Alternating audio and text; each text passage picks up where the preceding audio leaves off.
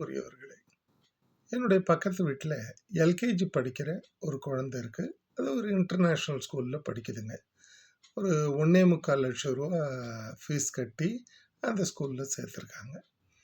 தினமும் குழந்தை வரும். வந்த உடனே பேக்கை திறக்கும். பேக்கில் இருந்து ஒரு 7 ஒர்க் ஷீட்டு எடுத்து அவங்க அம்மா கையில் கொடுத்துட்டு நேராக போய் இது படுத்துக்கும். நான் ஒரு நாள் கேட்டேன், இது என்ன பிள்ளை இந்த மாதிரி தூங்கிக்கிட்டே இருக்குது, இன்னைக்கு தான் தூங்குதா, உடம்பு முடியலையான்னு. இல்லை சார், ஸ்கூலில் சேர்க்குற வரைக்கும் ஆக்டிவாக சுற்றுவா, எல்லாம் பண்ணுவா சார். இந்த ஸ்கூலில் என்னைக்கு போய் சேர்ந்தாலோ அன்னையிலேருந்து வீட்டுக்கு வருவா, ஒர்க் ஷீட்டை எடுத்து கையில் கொடுத்துட்டு அவள் பாட்டுக்க பைய தூக்கி ஓரம் போட்டு போய் படுத்துக்குவா.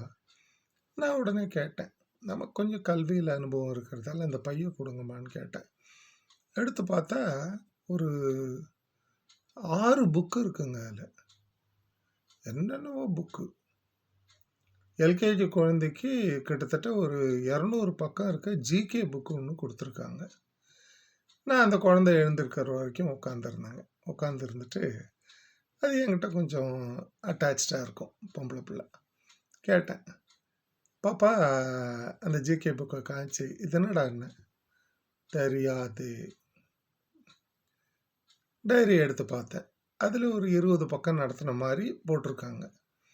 நான் மறுபடியும் ஒரு பக்கத்தை எடுத்து இது என்னது அப்படின்னு, தெரியாது அப்படின்னு புக்கை பிடுங்கி தூக்கி போட்டேன். இதே மாதிரி எந்த புக்கை காமிச்சாலும் தெரியாது தெரியாதுன்னு தூக்கி தூக்கி போடுறா.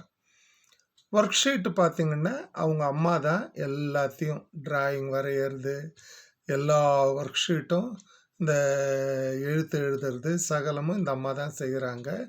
அந்த பொம்பளை பிள்ளைய கூப்பிட்டு நான், பாப்பா இந்த ஒர்க் ஷீட்டை நீ கம்ப்ளீட் பண்ணு.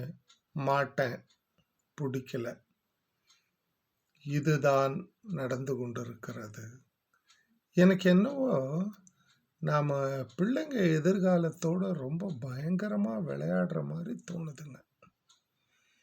ஏன்னா குழந்தைகள் பள்ளிக்கூடம் போகிறதுக்கோ, பள்ளிக்கூடத்திலிருந்து வந்த அப்புறம் இந்த மாதிரி படுக்கையில் போய் சுருட்டிக்கிட்டு படுக்கிறதோ, இது நடந்தால் சைக்கலாஜிக்கலி ஏதோ பிரச்சனை அந்த பள்ளிக்கூடத்தில் இருக்குது அப்படின்னு அர்த்தம்.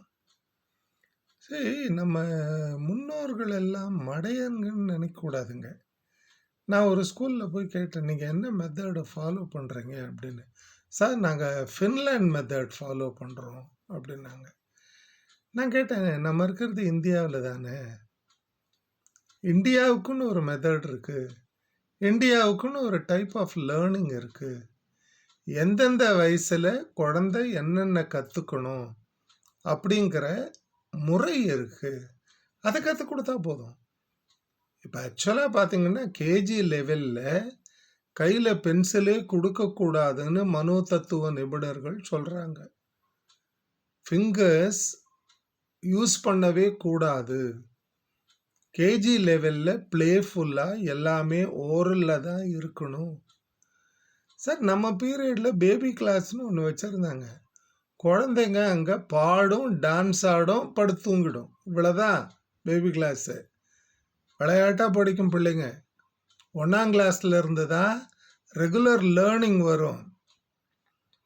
ஸோ இப்போது நம்ம ப்ரீகேஜியிலே பிள்ளைங்களை எழுத வைக்கிறோம். இது படிப்பு மேலே ஒரு வெறுப்பை உண்டாக்கிடும்.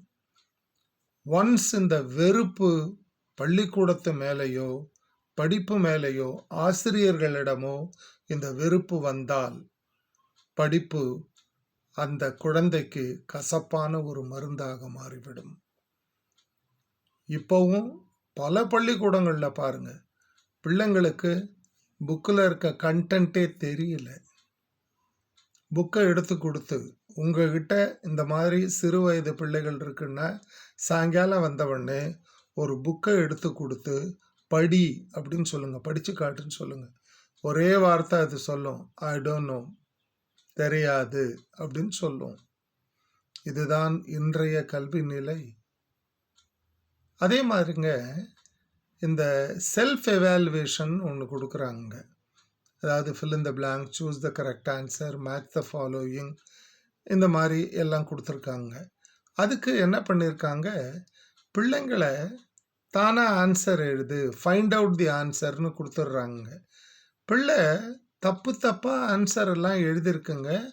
அத ஒரு தடவ கூட அந்த டீச்சர் பார்க்கல, கரெக்ட் பண்ணல. அந்த பிள்ளை என்ன பண்ணுதுங்க, பரீட்சைக்கு போர்ஷன் குடுத்துடுறாங்க. அந்த ராங் ஆன்சர பிள்ளை பார்த்துக்கிட்டு போகுது. அப்போ எப்படி அந்த பிள்ளை அந்த பாடத்த புரிஞ்சுக்கிச்சு அப்படிங்கிறத செல்ஃப் எவாலுவேஷன பத்தி நீங்க சொல்லிடலாம். செல்ஃப் எவாலுவேஷன் எல்லாம் தப்பு தப்பா எழுதியிருக்கு. தப்பு தப்பா ஆன்சர குறிச்சிருக்கு. அப்ப என்ன அர்த்தம்? அந்த பிள்ளைக்கு பாடம் புரியவில்லை. பாடம் புரியாமல் படித்தால் அறிவு வளருமா? உங்களிடமே அந்த கேள்வியை விடுகிறேன். அப்ப இன்றைய கல்வியில் என்ன நடக்கிறது?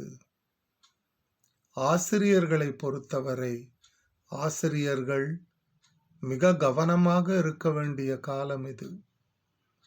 பள்ளிகளில் மாணவர்களுக்கு பாடம் புரியாமல் அவர்கள் படித்துக்கொண்டே போகிறார்கள். எனக்கு தெரிஞ்சு 10th ஸ்டாண்டர்ட்ல ஒரு பையனுக்கு அந்த பாடத்தை படிக்க தெரியலைங்க. இதுதான் இன்றைய நிலை. பெற்றோர்களே, விழித்துக் கொள்ளுங்கள். பிள்ளைகள் நம்முடைய சொத்து. அதை கவனமாக பார்க்க வேண்டியது நம்முடைய கடமை. கல்வியிலோ அல்லது படிக்க வைக்கின்ற பள்ளியிலோ உங்கள் கவனத்தை செலுத்துங்கள். வாழ்க வளமுடன்.